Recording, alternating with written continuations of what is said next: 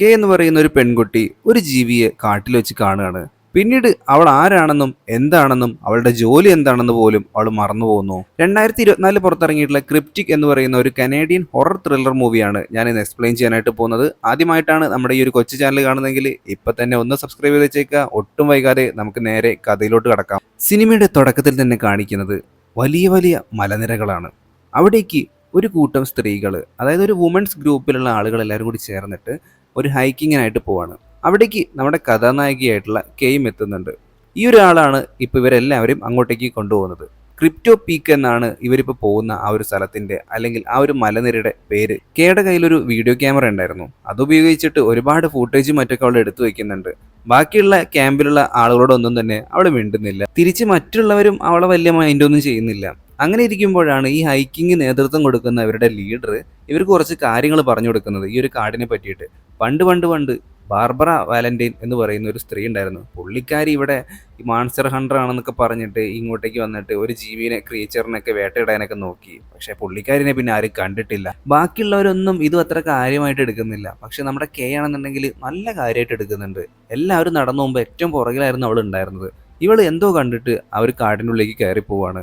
കുറേ ദൂരം മുന്നോട്ടേക്ക് പോയപ്പോൾ അവിടെയാണെന്നുണ്ടെങ്കിൽ ഒരു മരത്തിന്റെ മുകളിലായിട്ട് ഒരു കീറത്തുണി, അതായത് എന്തോ ഒരു കോട്ടിന്റെ അവശിഷ്ടം പോലെയുള്ള സാധനങ്ങളെ തൂക്കിയിട്ടിരിക്കുന്നതും അതുപോലെ തന്നെ ഒരു മരത്തിന് മുകളിലായിട്ട് ഒരു പൂച്ചെണ്ട് വെച്ചിരിക്കുന്നതും അവൾ കാണുന്നുണ്ട്. പെട്ടെന്നാണ് അവൾ നിൽക്കുന്ന ആ സ്ഥലത്തുള്ള മരത്തിന് പുറകിലായിട്ട് എന്തോ ഉള്ളതായിട്ട് അവൾക്ക് തോന്നുന്നത്. ഉടനെ തന്നെ അവൾ വീഡിയോ ക്യാമറ എടുത്ത് ഓണാക്കി സൂം ചെയ്ത് നോക്കാനായിട്ട് തുടങ്ങി. പക്ഷെ ഒന്നും തന്നെ കണ്ടെത്താനായില്ല. പക്ഷെ പെട്ടെന്നാണ് അത് സംഭവിച്ചത്. ഇവളുടെ ചെവിയാണെന്നുണ്ടെങ്കിൽ ഇപ്പോൾ വേദനിക്കാനായിട്ട് തുടങ്ങി. ഒരു ഭീകര രൂപിയായിട്ടുള്ള ഒരു സാധനം അവളുടെ മുമ്പിൽ പ്രത്യക്ഷപ്പെട്ടു. പെട്ടെന്ന് തന്നെ ഇവൾക്ക് തല ഇറങ്ങുകയും ഇവളുടെ തലയ്ക്ക് പുറകിലായിട്ട് ഒരു വെളുത്ത ദ്രാവകം ഇങ്ങനെ ഒലിച്ചുകൊണ്ടിരിക്കുകയും ചെയ്യുകയാണ്. ഇവൾ അവിടെ നിന്നും ഒരു കണക്കിനാണ് ഓടി രക്ഷപ്പെടുന്നത്. ക്യാമ്പിന്റെ ലീഡറും ആരും തന്നെ ഇതൊന്നും അറിഞ്ഞിട്ടില്ല. ഇവൾ നേരെ ബാത്റൂമിലേക്കാണ് ഓടിപ്പോകുന്നത്. എന്നിട്ട് തലയ്ക്ക് പുറകിലുള്ള ആ ഒരു വെളുത്ത ദ്രാവകമൊക്കെ തുടച്ച് കളഞ്ഞ് എന്നിട്ട് നൈസായിട്ട് ഇവൾ ആ ഒരു ഗ്രൂപ്പിന്റെ പുറകിൽ പോയി നിൽക്കുകയാണ്. അതുകൊണ്ട് അവരാരും തന്നെ ഇവൾ പുറത്തു പോയിട്ടുള്ളതൊന്നും മനസ്സിലാക്കിയിട്ടില്ല. കെ എന്നുള്ള പേര് വിളിച്ചിട്ട് ആരും തന്നെ വിളിയേക്കുന്നില്ല. അത് അവളുടെ പേരാണെന്ന് പിന്നീടാണ് ഇവർക്ക് എല്ലാവർക്കും മനസ്സിലായത്. കാരണം അവൾ ആ ജീവിയെ കണ്ടതിന് ശേഷം ആരാണെന്ന് പോലും അവൾ മറന്നുപോയി. അവളുടെ ജോലി എന്താണ്, ഇപ്പൊ അവളുടെ കാർ ഏതാന്ന് പോലും കണ്ടെത്താൻ പറ്റുന്നില്ല. അങ്ങനെ ബാഗിൽ നിന്ന് കാറിന്റെ കീ എടുത്തിട്ട് റിമോട്ട് ഓണാക്കുമ്പോഴാണ് അവൾക്ക് കാറ് കണ്ടുപിടിക്കാൻ പറ്റുന്നത്. എന്നിട്ട് ആ കാർ മൊത്തം പരതി നോക്കുമ്പോൾ അവളുടെ ID കാർഡ് അവൾക്ക് കിട്ടുന്നുണ്ട്. അപ്പൊ അവളുടെ പേരെന്താണെന്ന് അവൾക്ക് മനസ്സിലായി. ഒരുപാട് സമയം അവളിങ്ങനെ ആലോചിച്ചിരിക്കുകയാണ്, ഞാൻ ആരാണ്, ഞാൻ എന്താണ് ചെയ്യുന്നത് എന്ന് ഒരു പിടുത്തം അവൾക്ക് കിട്ടുന്നില്ല. അങ്ങനെ ഒരു വിധം അവൾ വീട്ടിലേക്ക് എത്തിയിട്ടും അവൾ പതിയെ ഡോറൊക്കെ തുറന്നിട്ട് ഇവിടെ ആരും ഇല്ല എന്നൊക്കെ ചോദിക്കുന്നുണ്ട്. അതും അവളുടെ വീട് തന്നെയാണ്. പക്ഷെ അവൾക്ക് പേടിയാണ്. കാരണം അവൾക്ക് ഒന്നും ഓർമ്മയില്ലല്ലോ, ഇതിനുള്ളിൽ ആരെങ്കിലും ഉണ്ടാവുമെന്ന് അറിയില്ലല്ലോ. എല്ലാം ആദ്യമായിട്ട് കാണുന്ന ഫീലാണ് അവൾക്കുള്ളത്. ഡ്രസ്സൊക്കെ ഇട്ടതിന് ശേഷം അവൾക്കൊരു ഫോൺ കോൾ വരുന്നുണ്ട്. അപ്പോഴാണ് അവൾക്ക് മനസ്സിലാവുന്നത് അവളൊരു ഡോക്ടറാണെന്ന്, അതും ഒരു വെറ്റിനറിയൻ. അപ്പോഴാണ് അവൾ ആ ഒരു വീഡിയോ ക്യാമറ ശ്രദ്ധിക്കുന്നത്. അവൾ ഇന്നലെ പോയിട്ടുള്ള കാര്യങ്ങളൊക്കെ അവൾക്ക് ഇപ്പോൾ ഓർമ്മ വരുന്നുണ്ട്. കെ അങ്ങനെ അവളുടെ ആ ഒരു ക്ലിനിക്കിലേക്ക് പോകാനായിട്ട് നിൽക്കുകയാണ്. അവിടേക്ക് ചെന്നതും അവളുടെ കൂടെ വർക്ക് ചെയ്യുന്ന ആളുകളൊക്കെ ഇവളുടെ അടുത്ത് മിണ്ടാനായിട്ടൊക്കെ ശ്രമിക്കുന്നുണ്ട്. പക്ഷെ ഇവൾക്കാണെന്നുണ്ടെങ്കിൽ അത് ആരാന്ന് പോലും അറിയില്ല. അങ്ങനെ ഒരു വഴിയില്ലാത്തതുകൊണ്ട് അവൾ വീട്ടിലേക്ക് തന്നെ തിരിച്ചു പോവുകയാണ്. എന്താണ് തന്റെ ജീവിതത്തിൽ സംഭവിക്കുന്നതെന്ന് ഇവക്കൊരു പിടുത്തം കിട്ടുന്നില്ല. അവളങ്ങനെ ലാപ്ടോപ്പ് എടുത്തിട്ട് ന്യൂസും കാര്യങ്ങളൊക്കെ നോക്കുമ്പോഴാണ് ഒരു ഫോട്ടോ കണ്ട് അവൾ ഞെട്ടിപ്പോകുന്നത്.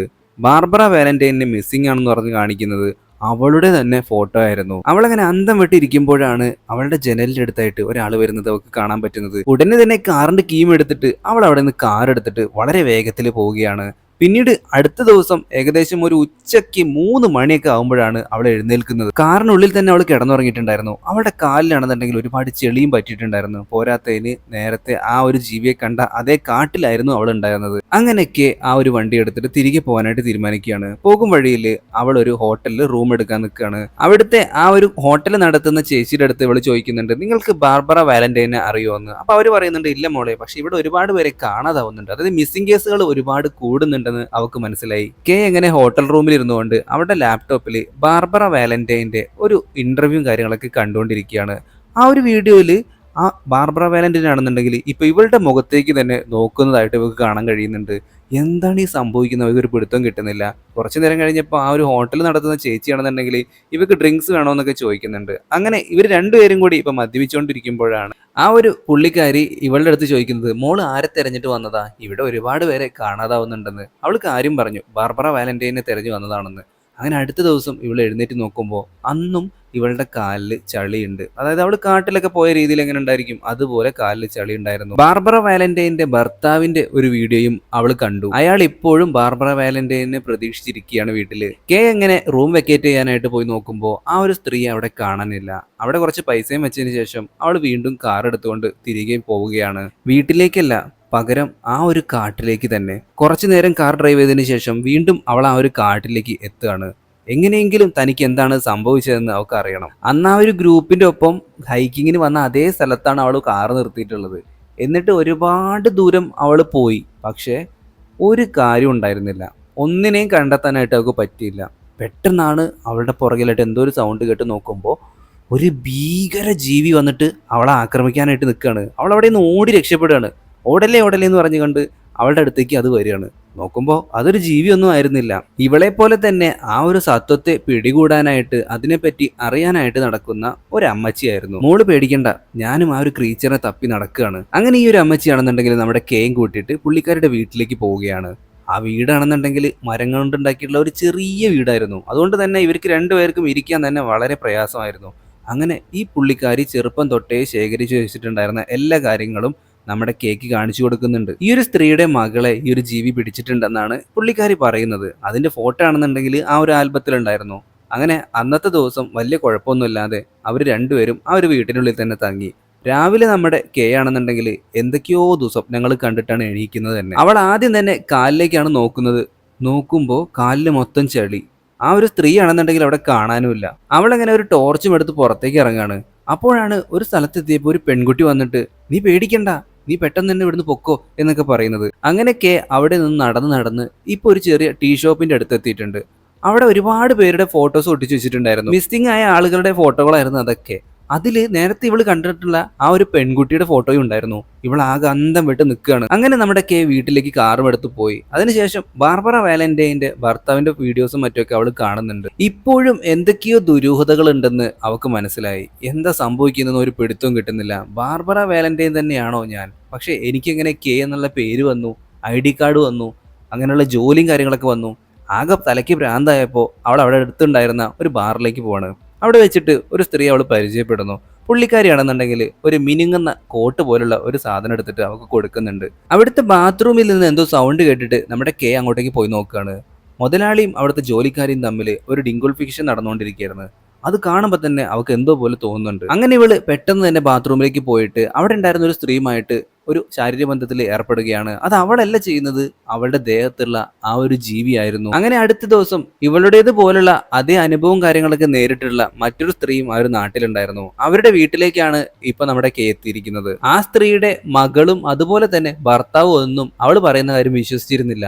നമ്മുടെ കെ ആണെന്നുണ്ടെങ്കിൽ അവളെ ഇപ്പൊ വിശ്വസിക്കാൻ തുടങ്ങിയിട്ടുണ്ടെന്ന് മനസ്സിലാക്കിയിട്ടുള്ള ആ ഒരു സ്ത്രീ ആണെന്നുണ്ടെങ്കിൽ എല്ലാ കാര്യങ്ങളും തുറന്നു പറയുകയാണ്. ഇവളുടെ അടുത്ത് ചോദിക്കുന്നുണ്ട്, ഒരു വെളുത്ത തരത്തിലുള്ള സെക്രീഷൻസും കാര്യങ്ങളൊക്കെ നിന്റെ തലയ്ക്ക് പുറകിലായിട്ട് വരാറുണ്ടോ അല്ലെങ്കിൽ ഒലിക്കാറുണ്ടോ എന്നൊക്കെ ചോദിക്കുമ്പോൾ അവൾ അവളുടെ അനുഭവം തുറന്നു പറയുകയാണ്. അതായത് ഇവർക്ക് രണ്ടുപേർക്കും തോന്നുന്നത് ഒരേ കാര്യങ്ങളായിരുന്നു.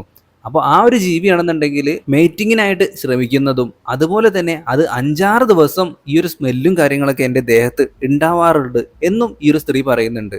ഇതേ അവസ്ഥ തന്നെയാണ് നമ്മുടെ കേക്കും അനുഭവപ്പെടാറുള്ളത്. അങ്ങനെ ആ ഒരു കുടുംബം കെയോട് ഇന്ന് രാത്രി ഇവിടെ തങ്ങിക്കൂടെ എന്ന് ചോദിക്കുന്നു. അവിടെ ഉണ്ടായിരുന്ന എല്ലാവരും കൂടി ചേർന്ന് ഇപ്പൊ പാർട്ടി നടത്തിക്കൊണ്ടിരിക്കുകയാണ്. അവിടെയുള്ള നമ്മുടെ കേക്കാണെന്നുണ്ടെങ്കിൽ ഇപ്പൊ എന്തോ ഒരു അസ്വസ്ഥതയും കാര്യങ്ങളൊക്കെ അനുഭവപ്പെട്ടു തുടങ്ങി. അവൾ അവിടെ നിന്ന് പെട്ടെന്ന് കാർ എടുത്ത് പോകാനായിട്ട് നോക്കുമ്പോൾ കാറ് കാണാനില്ല. അവിടെ ഉണ്ടായിരുന്നവരുടെയൊക്കെ ഇവളുടെ കാർ എവിടെയെന്ന് ചോദിച്ചുകൊണ്ട് നടക്കുകയാണ് അവള്. എന്നിട്ട് നേരെ ചെല്ലുന്നത് അവിടെ അടുത്തുണ്ടായിരുന്ന ഒരു കാട്ടിലേക്കാണ്. കുറെ ദൂരം മുന്നോട്ടേക്ക് പോയപ്പോൾ അവിടെ വെച്ച് ഒരാളെ അവൾ കാണുന്നുണ്ട്. നേരത്തെ കണ്ടിട്ടുണ്ടായിരുന്ന ആ ഒരു സ്ത്രീയില്ലേ, പുള്ളിക്കാരുടെ മകളെ. ഇവർ രണ്ടുപേരും കുറെ നേരം സംസാരിച്ചിരുന്നു.